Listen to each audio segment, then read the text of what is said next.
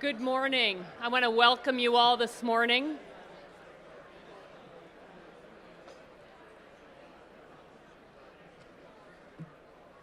Wow, what a great crowd we have here today. I want to welcome you all today to the Lincoln Partnership for Economic Development's annual breakfast. I'm Wendy Birdsall, and it's an honor to have you here today. This is the 14th year that we've gathered for an annual look at our economy. You know, it was 1 year ago today that we gathered in this very room to receive the Angelou report on Lincoln. And you know, it was 10 years, almost to the day, that had passed between that visit and his last one. And it is overwhelming to marvel at how much this community has changed between his visits to Lincoln. We should all be very proud of what we've accomplished.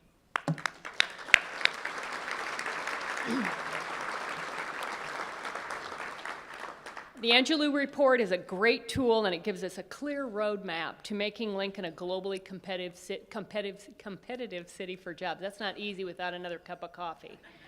We'll be very competitive after my second one. In just 12 short months, a flurry of activity has taken place, and we are hard at work to turn his recommendations into a reality. And you know, Lincoln's progress in the past year and years has not gone unnoticed by our peers, third-party validation, and the media, with listings on dozens of top 10 lists to do business. And our community has been featured in NPR News, Bloomberg News, and we had a phenomenal report in CBS News report on, they touted us as being the mini Palo Alto of the Silicon Prairie. That's not too bad. We love that one. Our jobs numbers also back up that national attention. More than 2,000 publicly reported primary jobs were created last year, and our total job number stood at 192,000, which is a record to start 2016. That's 4,500 more jobs than the start of 2015. At each of your seats, there's a business conditions and indicators report that is a result of our business surveys, and it will talk about the information that was received from you, and also there is an indicators report that was published by the Bureau of Business Research. We put together a very special video for this morning's event, and I want to direct your attention to both of the screens for that video.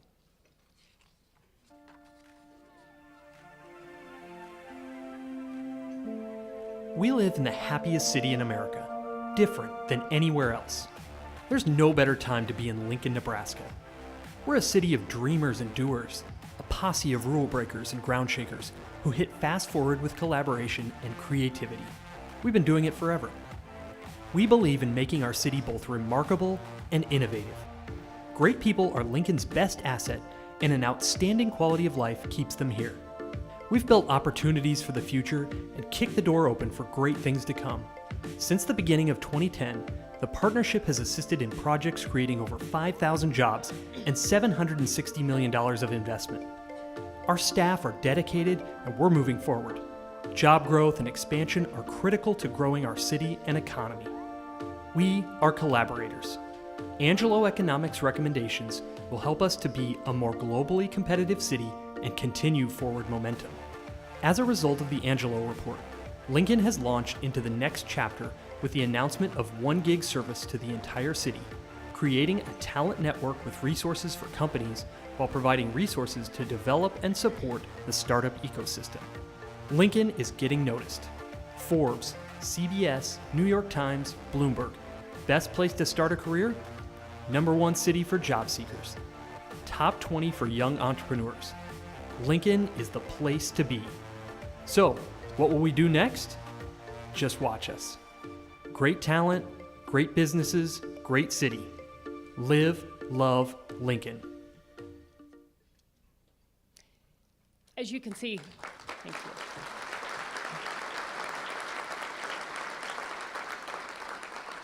Well, Lincoln is clearly on the move, and I think you would all agree and can feel the movement in our community. I do want to take a moment to personally thank Tom Henning for his leadership over the past 4 years as the chairman of the Lincoln Partnership for Economic Development.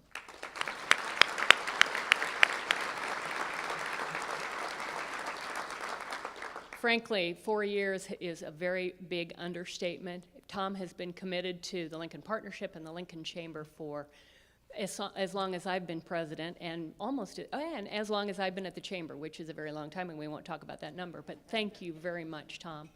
Our community success is a direct reflection of the work he's done, and also a direct reflection of the work that's being done by everyone in this room, and for that I want to say thank you to all of you.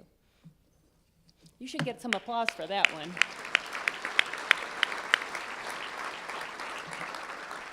But before we get underway, I do want to recognize all of the elected officials who are with us today, both state and local. Will you all please stand and be recognized for your service to our community?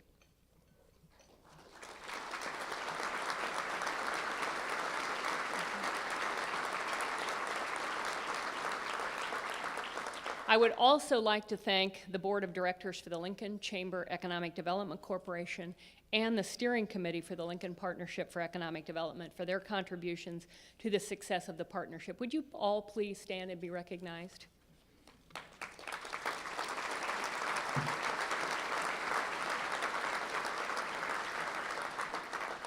I also want to give a special thanks to Sampson Construction for being the speaker sponsor this morning. And without your contribution and your help this morning, today's speaker wouldn't be possible. Thank you.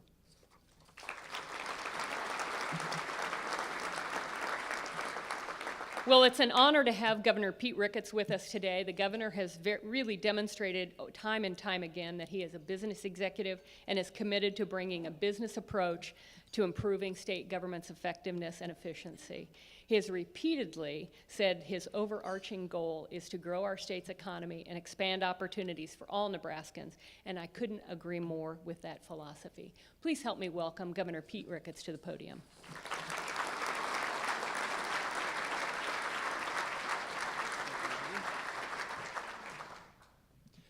Well, good morning, everybody. How are you all doing today? Great. Yeah, you should be doing great. What a wonderful city we live in, right?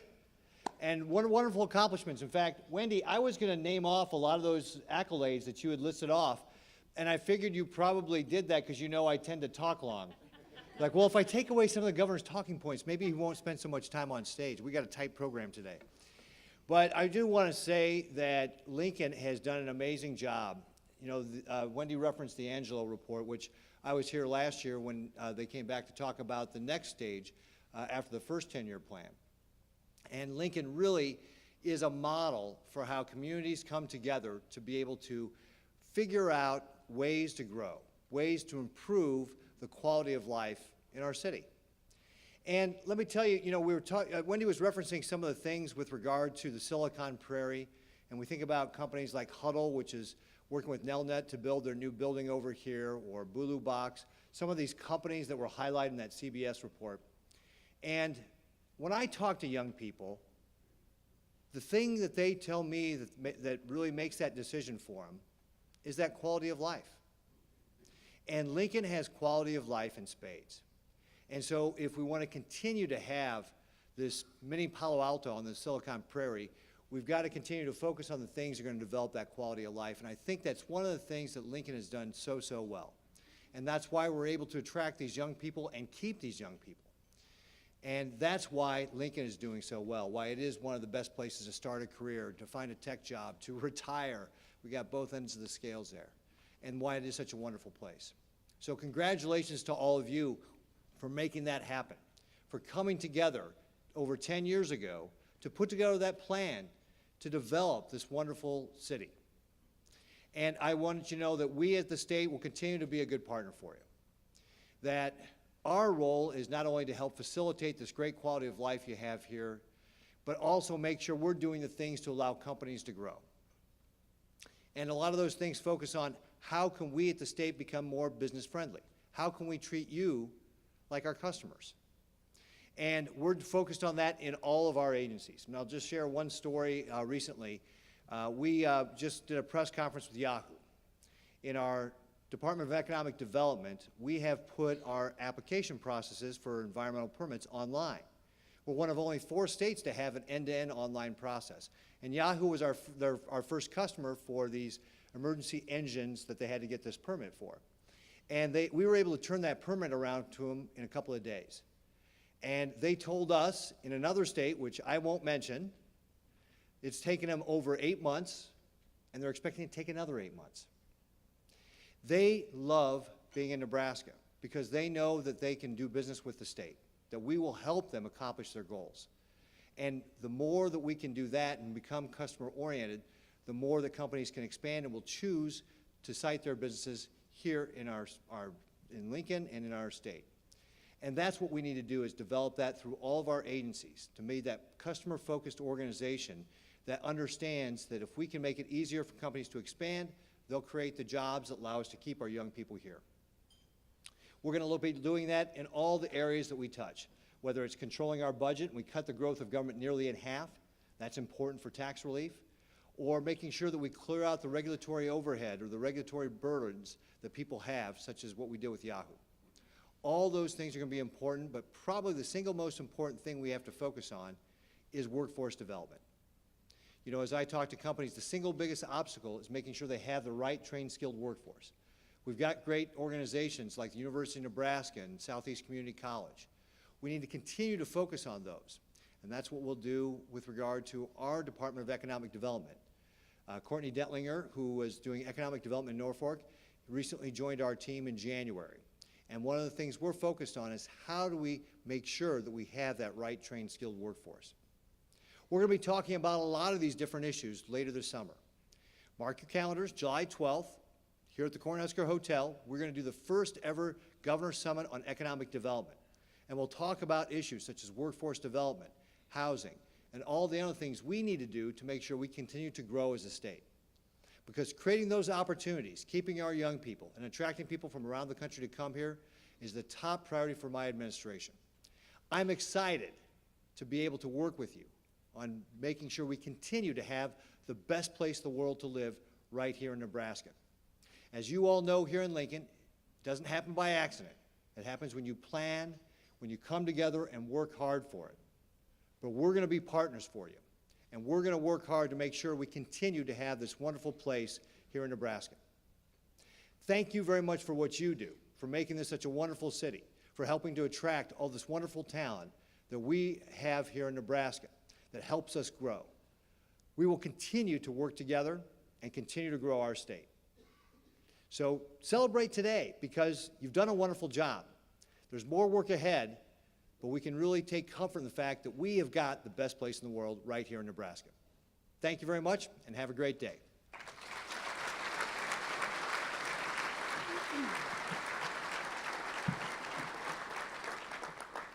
I want to thank the governor for being here. I understand he cut his bike ride short this morning to only 10 miles, and you're making up for it by jumping off the podium, regardless. We're also honored to have our mayor, Chris Beitler, join us today. Mayor Beitler and his administration have really fostered a true partnership between the public and private sectors. They are not afraid to step forward and ask, how can the city help? And when it comes to growing jobs and capital investment, they're a great partner. I can personally say that it has been a pleasure working with him, and I value his friendship that we have forged over the past 9 years. Please join me in welcoming Mayor Chris Beitler to the podium.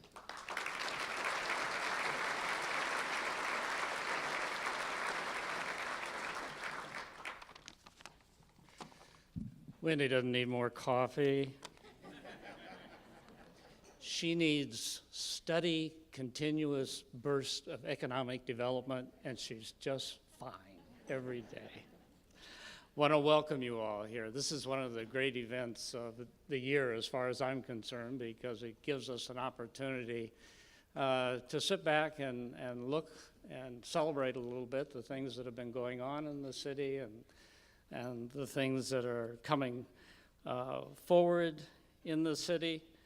And so we're always glad, most of all, of course, to celebrate the very strong and continuing partnership between city government and all of the functioning economic development drivers in the city.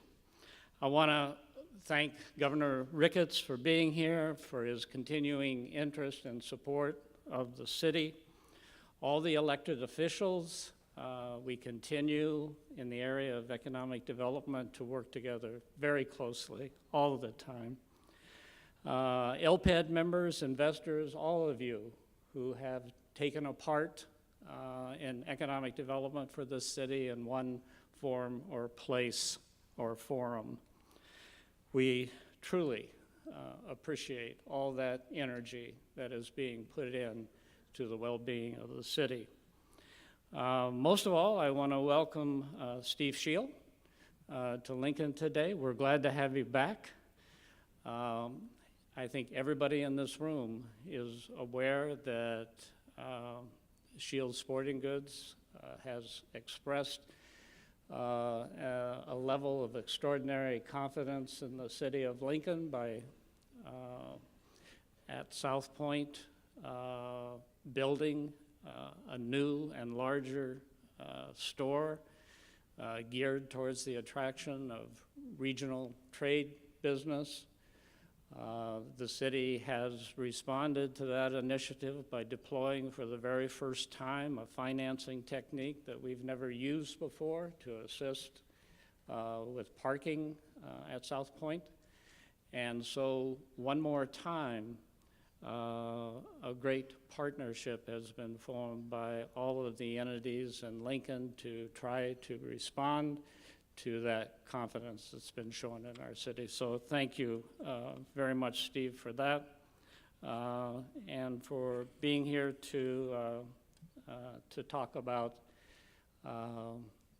economic development more generally.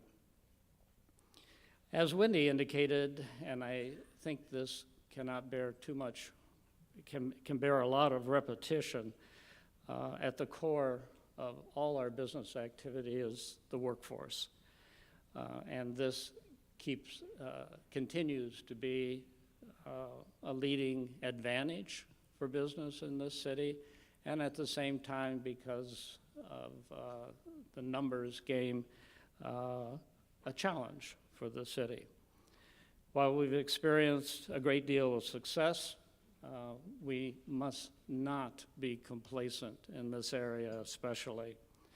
Adapting the workforce development programs to the ever-changing business environment is an ongoing effort, and it will continue to take a lot of time and community involvement to continue to solve that problem for our business entities.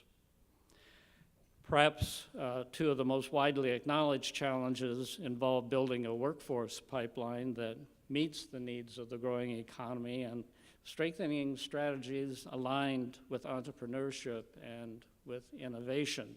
Building an environment conducive to innovation is especially critical to our future livelihood. Education and innovation in particular are closely aligned and instrumental and essential to the future prosperity of Lincoln. The creation of new ideas and new technologies and new processes lead to higher productivity, better jobs, and higher wages, and that kind of thing is what our young people are really good at.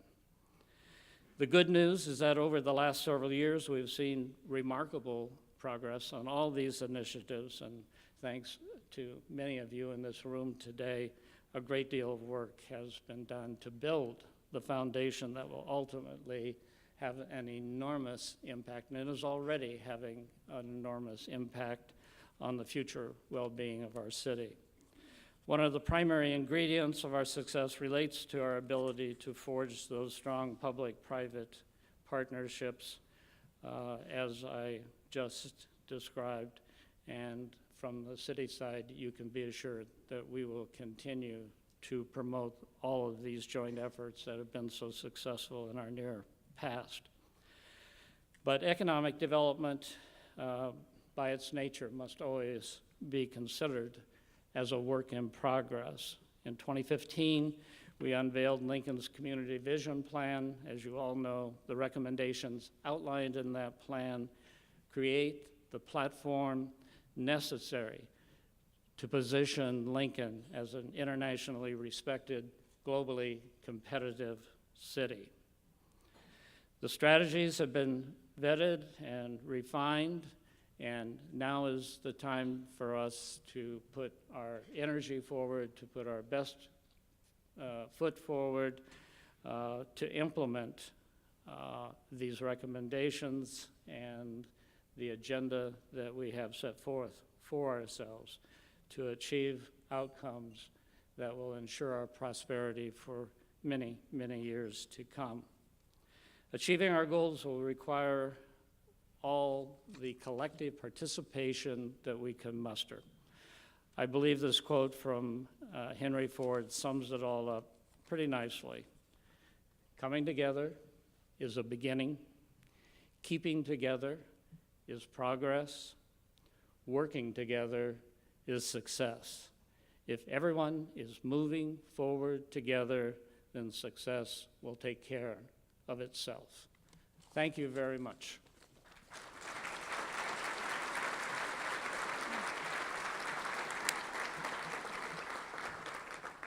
Well said, Mayor.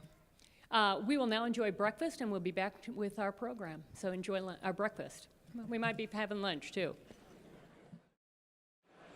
Good morning, everyone. Please continue to eat your breakfast. I know many of you have just gotten served, but we're going to get our program on the way so we can stay on time. I'm Tom Henning, who have had the honor of chairing the Lincoln Partnership for Economic Development for the past 4 years. This is my last year as chairman, and before I go on with my prepared remarks, I want to recognize Wendy, Pat, and all the staff of the Chamber and the partnership. They are timeless workers for our community. Having had the pleasure to work with them the last 4 years and see firsthand all the good work they do for us, please stand and let us recognize you, please.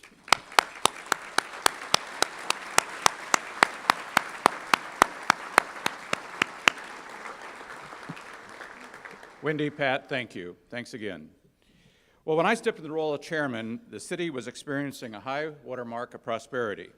Pinnacle Bank Arena was proving to be everything we hoped it would be and more. Innovation Campus, Antelope Valley redevelopment, and a number of other community projects were coming online. We felt we had to capitalize on this momentum and set our sights on enjoying today's prosperity, but asking the critical question, what's next for Lincoln?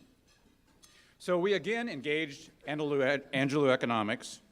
Angelou said he was going to provide us a plan to become a globally competitive city, and that's what he and his colleagues provided. The Angelou report we received last year clearly showed we needed to focus on 3 areas: workforce development, infrastructure, and entrepreneurship. The partnership took the report and began by adding a position dedicated to coordinating workforce recruitment and retention among business and educational institutions throughout the area. We formed several task forces to look at how we should translate the recommendations into real-world actions. As Wendy said, in just a short 12 months, we've already witnessed the formation of a human resources professional group that is currently meeting to share best strategies for recruiting talent to Lincoln. A second group is working on ways to capitalize on the capabilities of the community's new 1 gigabit fiber network. And there are efforts underway to combine the city's vibrant music, arts, technology, and startup scene into a regional event designed to showcase Lincoln as a great place to live and to do business. Now, there's still much more to come. For a full report on the progress being made or to view the full Angelou report, you can go to the partnership website, selectlincoln.org. What's next? The web address is also listed on the program at your table. Well, it's now my great pleasure to introduce our keynote speaker for our breakfast today, Steve Scheel. Steve was born and raised in Fargo, North Dakota. He's an Army veteran who served from 1969 to 1971 in the service. Steve then joined Scheels in 1972 and managed stores in Fargo, Moorhead, and Sioux Falls before taking over as president, CEO, and chairman in 1989. He currently serves as chairman of the board for Scheels with over 7,000 associates and 26 stores in 11 states. The company currently operates the 12th largest sporting goods operation in America, with their headquarters located in Fargo. Now, I've been a long-time personal customer of Scheels, and Steve, I need to tell you why I love shopping at Scheels is the enthusiasm and knowledge of the Scheels associates. And I recently went to the South Point store to buy some updated fishing equipment to take my grandson fishing. It was my good fortune to be served by fishing shop manager Andrew Morris. Talk about someone who loves fishing. He knew everything about fishing. Andrew was phenomenal. Not only did he recommend awesome equipment, but he totally rigged everything up for me while we were in the store and offered advice on technique. A wonderful shopping experience. $320 later, we were off to a great fishing experience. So please help me and welcome Steve to the podium today. Steve.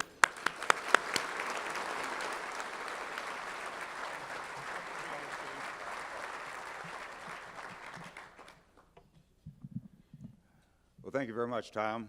I told Wendy I thought it's ironic that I'm standing up here next to a Cabela's sign. It could have been at the far end on either end, but it's just the way it goes, I guess. And I appreciate the opportunity to speak a little bit about Scheels and our company and what I think makes our company tick.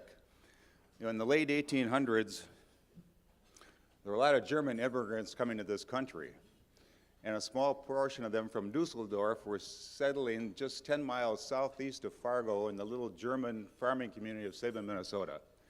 And the Pearl family, who were good friends of the Scheel family in Germany, came over about 1890 and kept writing letters to my great-grandfather and my great-grandmother, who had a lot of influence in that family, that they should come to America. So in 1898, they came to America, but they stopped in Chicago. And they really didn't like the big city life, so they finally ended up living with the Pearls in Sabin, Minnesota in 1901. And in the spring of 1902, the Pearl family, I guess it was a custom, gave my great-grandfather, really gave my grandfather, who was 12, and his sister Margaret, who was 14, 3 acres to farm potatoes and the seed potatoes to go with it. And if you know my grandfather, I'm sure that every potato bug was picked off in that 3 acres, every weed was pulled, the potato crop was off the chart. So in 1902, they took the $300 they made from the sale of potatoes and bought an interest in the general store in Sabin, Minnesota, and changed the name to Fred Scheels Hardware in 1902 in Sabin. I've got a picture of the store in 1906, and it was farming supplies and housewares and hardware. There were some baseball bats, a few bike tires, some photography equipment in the front, and that was really the start. My grandfather was the one that really took the company. He came back from the service in 1922. He served in the Navy, and he came back from the service in 1922 and really built the organization to a collection of small farm stores in Minnesota and North Dakota. I think he did everything. We even had undertaking in Fairmont, North Dakota. I know how that evolved into sporting goods, so we did the undertaking in Fairmont, North Dakota, and he built it to a small collection of farm stores. And then in 1946, my father, who was a Marine Corps fighter pilot, came back to run the business. And Dad says when he came back to the business, my grandfather said, "Fred, here are the keys. I'm going to go next door with some partners and buy the bank. It's struggling." He says, "You're going to run the hardware business." And so Dad was always very fiscal conservative and built the business by 1989 to 14 stores in 5 states. One common thread through it all was very fiscally conservative, very little debt. I'm proud to say that's still part of our company today, but the stores in 1989 ranged from about 5,000 square feet to the largest store was 20,000 square feet. And to give you some idea, the Lincoln store is one of our smallest today at 77,000 square feet, so they really were small stores. I came back from the service in 1971, started to work in 1972. And of course, you're young, you're energetic, you think you know everything, and Dad's put me in my place, especially when I went down to open our first store in Sioux Falls in 1976.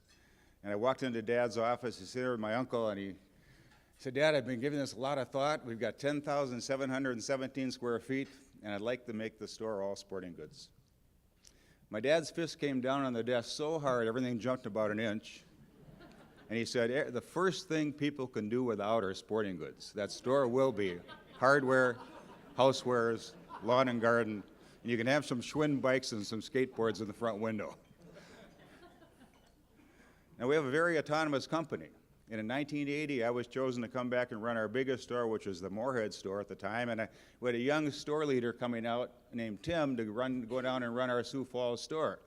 So in 1980, I said to Tim, Tim, what do you think about making that store all sporting goods? He said, we can do that? I said, we can do that, just don't screw it up. So over the next year, we ran going out of business sale, and we got out of the hardware, the lawn and garden, the housewares, and we made this store 10,717 square feet of sporting goods, and the rest of the company could not keep up. And pretty soon, sporting goods dominated St. Cloud, Waterloo, Iowa. But between 1980 and 1989, because of inflation interest rates, we did not build another store. I basically took over the company in 1980 and was responsible for our first store in Grand Forks, North Dakota, and it was 30,000 square feet, and it was all sporting goods. And I looked across that store when we opened. I said, how are we going to fill this thing up? About a year later, it was too small. So we built 40,000 square feet in Sioux Falls in 1991. Then we built 50,000 square feet in Eau Claire in 1994. We're slow learners. And then in 1996, we built 60,000 square feet in Fargo, and I remember walking in the Fargo store with one of my partners at the time and saying, wow. I said, I can't wait to see what we do in this store in business. In about a year, it was too small.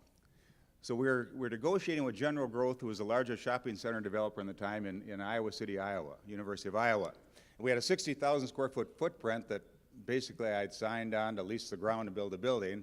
But Pat Gallion was building sporting goods stores in Indianapolis, and he had expanded to Minneapolis, and I went down to visit one of his stores in Minneapolis with 2 levels. And it was the traditional sporting goods on the lower level and hunting fishing upper level, and I stand there with one of my partners said, you know, we can do this in Iowa City. And he said, yes, and we can do it better than they're doing it. So we went back to our board, and he was an architecture major at North Dakota State University, built a little cardboard cutout for our board of a 2-level store, and we presented to the board, and they said, let's try it. So the store was under construction in 1997, 100,000 square feet, because 60,000, you take out the atrium, you end up with a 100,000 square foot store. And the dean of the business school at the University of Iowa wrote a full-page article with pictures of the store under construction on how a 100,000 square foot sporting goods store could never make it. What does the dean of the business school know that I don't know? It opened in 1998, and within about a year, we figured it was too small.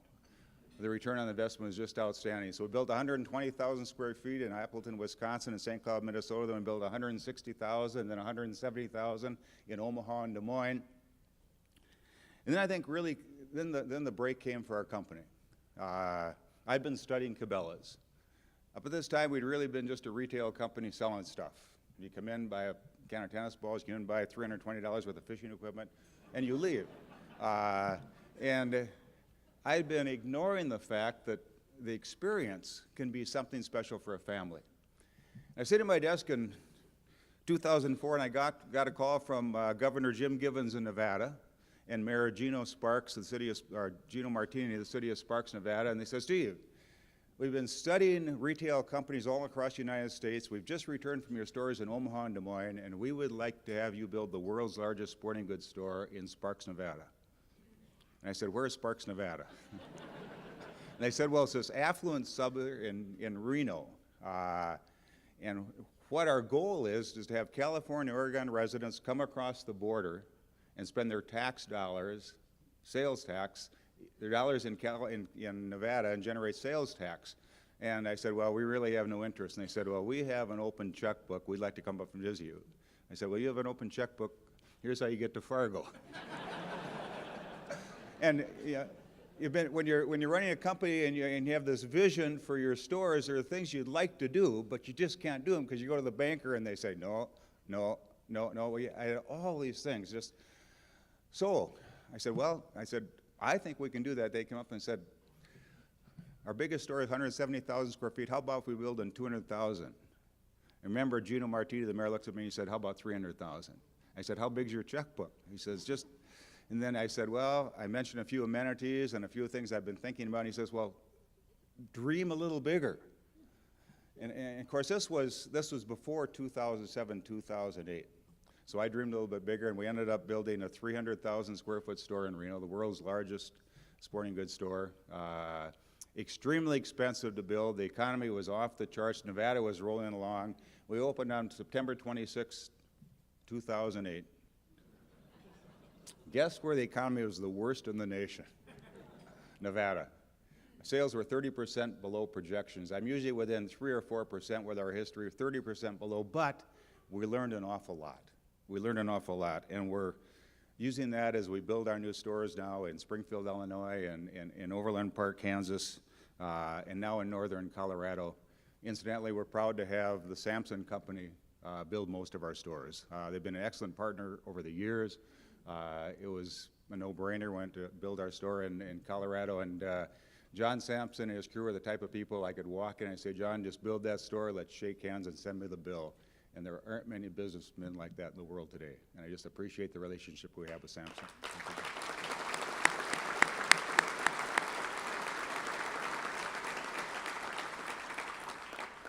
We just announced a flagship store, a partnership with Warren Buffett and Nebraska Furniture Mart in Dallas.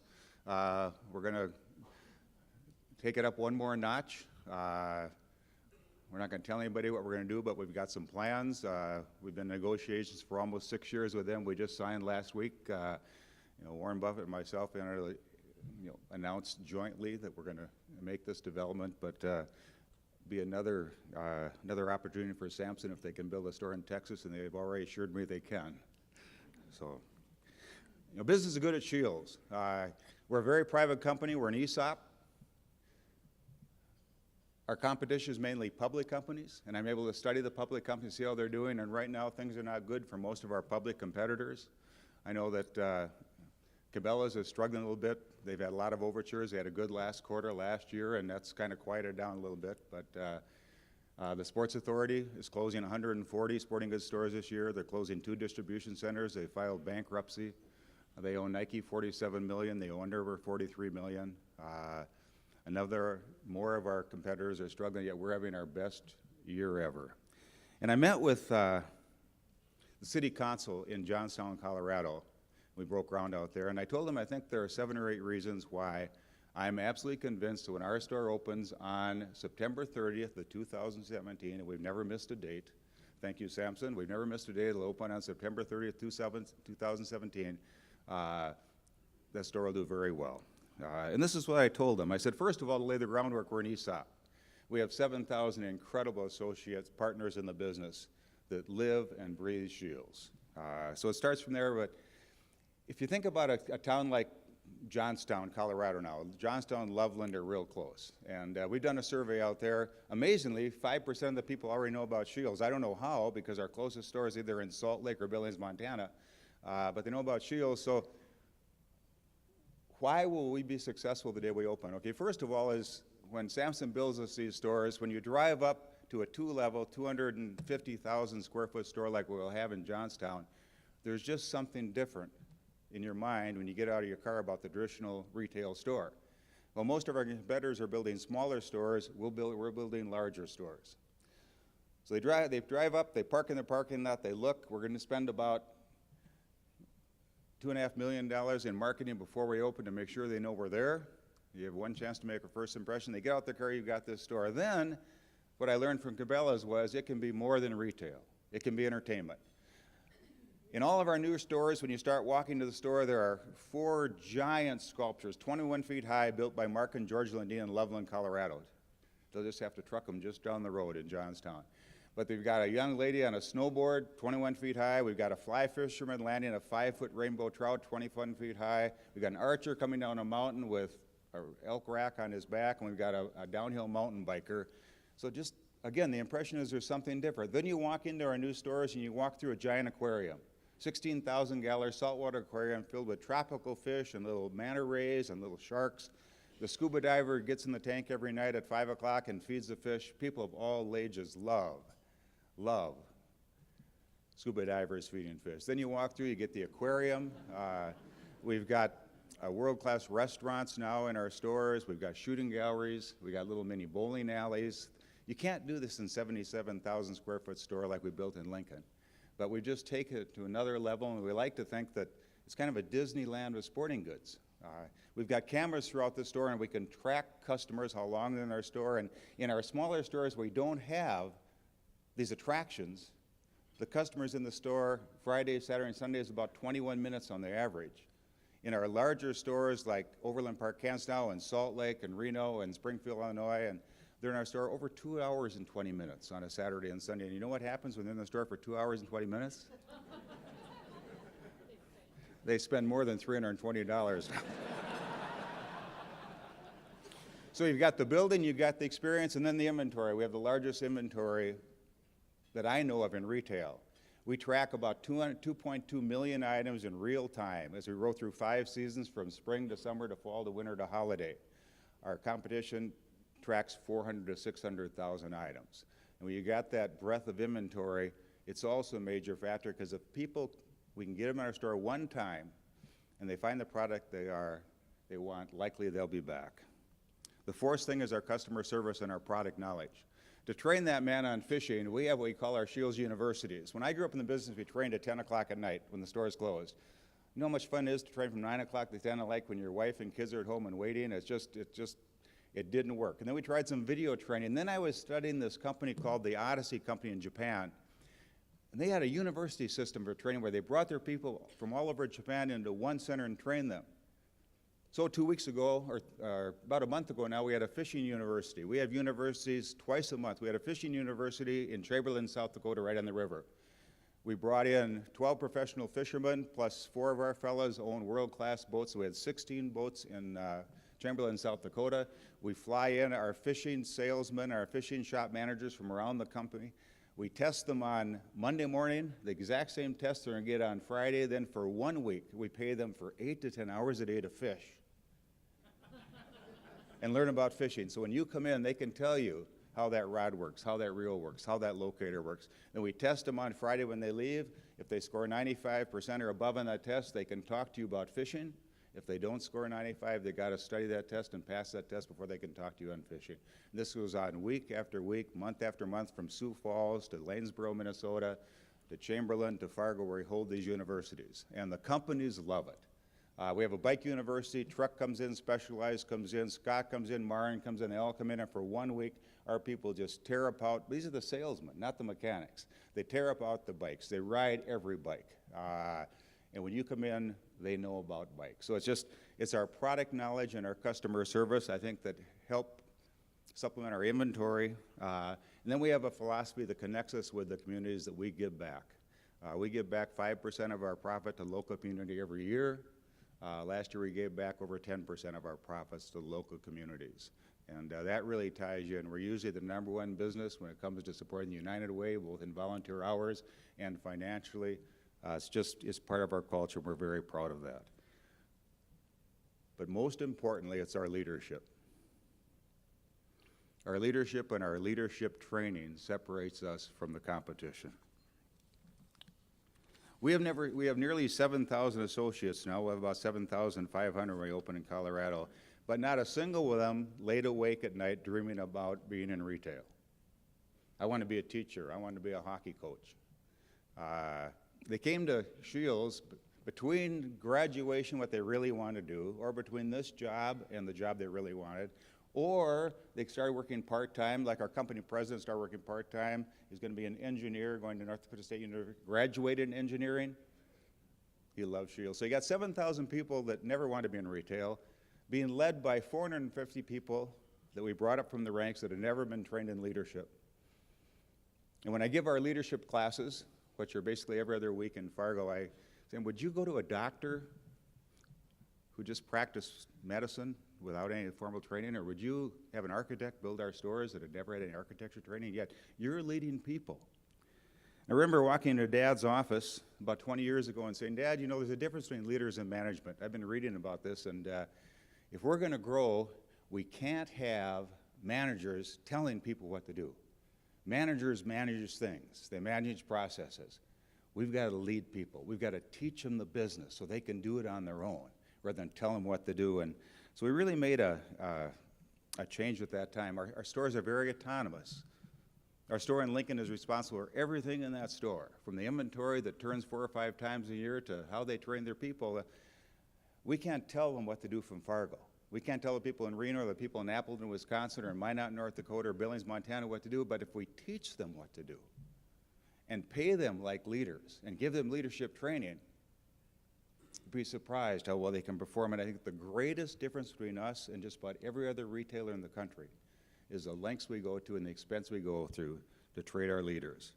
When you don't train your leaders, you're getting people that you brought into a leadership position. They lead by what comes naturally. They become bosses rather than leaders. They don't know how to communicate. They're small disasters. They're huge problems, so we spend a tremendous amount of time. And we have a goal for leaders at Shields.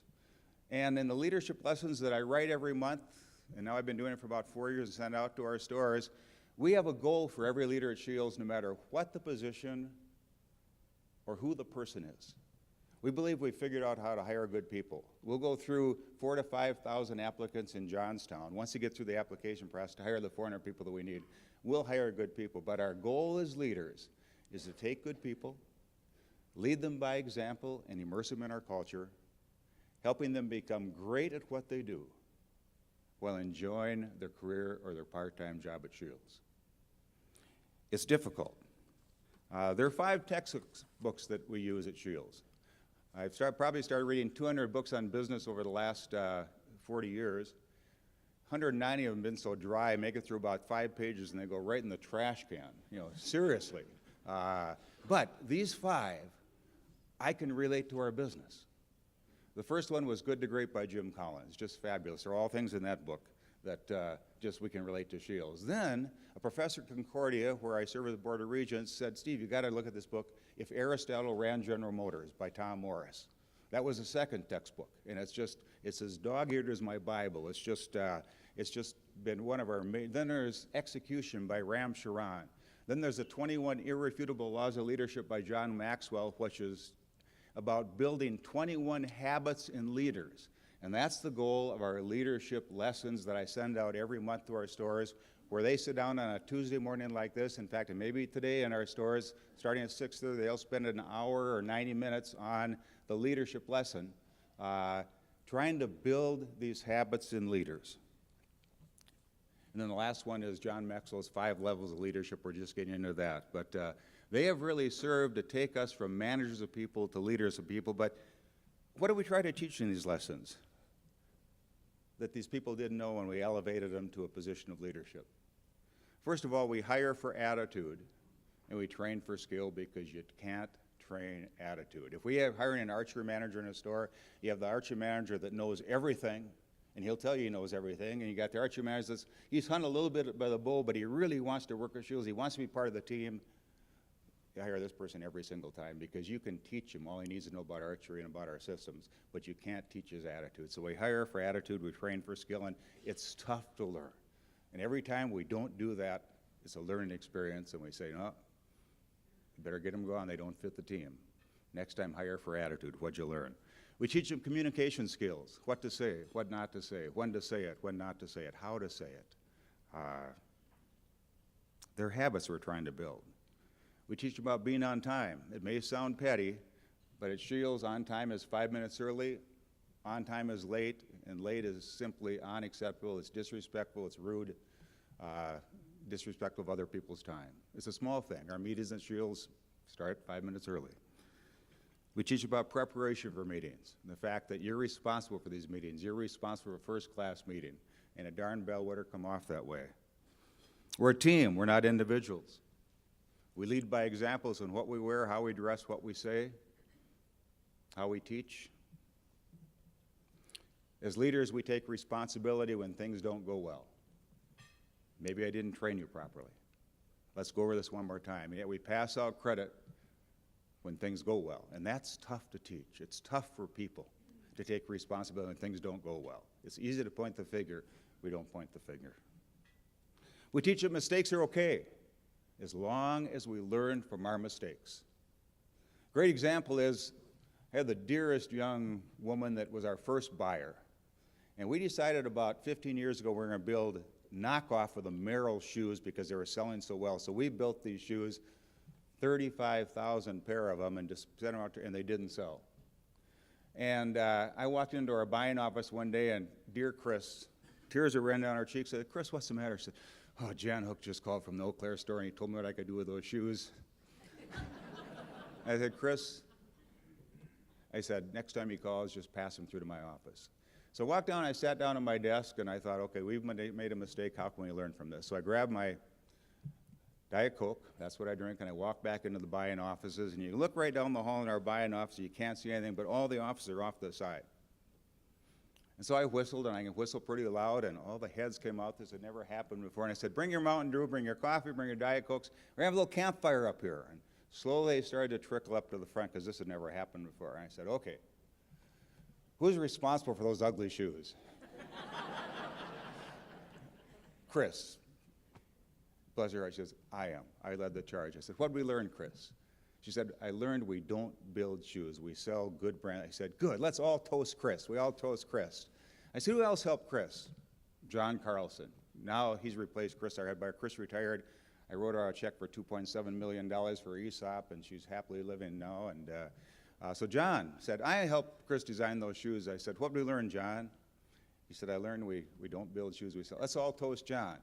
Well, the back, there's this gal named Tammy. Tammy didn't really ever take responsibility for hiring. Nobody liked her in the office. We should have got rid of her before. Tammy said, I helped build, she thought this was a good thing. She said, I helped build those shoes. I said, let's toast Tammy. No one wanted to toast Tammy, but we all toasted Tammy. Tammy no longer works there, but we learned from that mistake and we move on. But that's our philosophy at Shields. When we make mistakes, we don't point fingers, say, okay, what we learn and work on. We move on from that.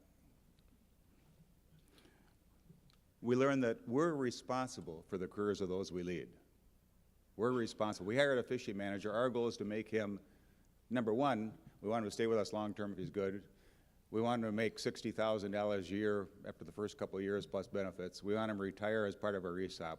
It's our responsibility to make him good as what, and that's our job as leaders. We want to lead him so he enjoys his career, which means getting to know him. Not just what he does, we want to know if he plays softball on Wednesday nights so he can have Wednesday nights off. We want to know his family's name. If I'm his leader, I should know his spouse's name, his girlfriend's name, his kids' names, his anniversary. It's just part of helping them know their jobs when you can talk about that on Monday morning for 5 or 10 minutes before getting into, okay, now let's get into the business part of the business. A lot of things these leaders never learned. If we have about 25 of our assistant store leaders in class every week, and one thing I ask them is, how many of you took a formal leadership class for 8 hours, minimum 8 hours before you came to work for Shields? Not a single hand goes up. And so we start from the scratch. Again, it's all about building habits. We teach we're fair, there are no favorites, and we're honest 100% of the time.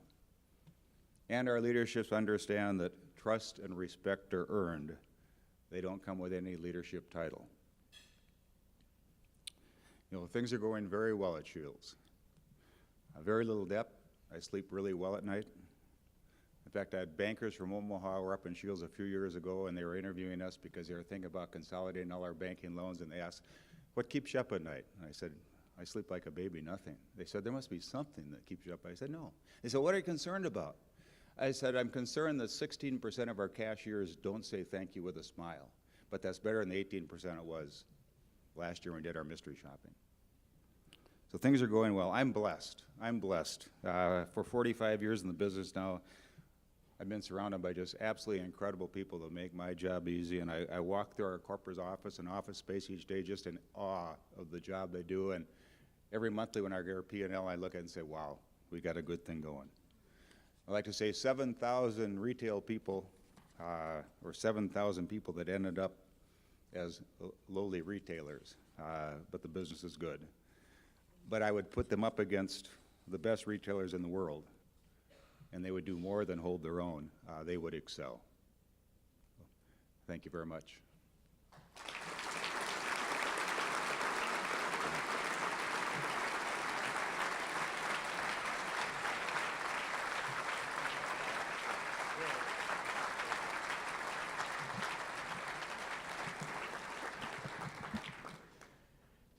Steve, that was awesome.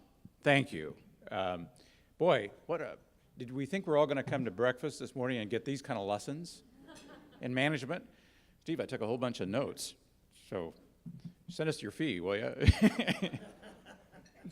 Well, hey, this has been a great morning. Thanks, everyone, for attending.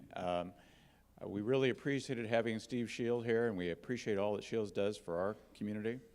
And with that, we're adjourned. Thank you.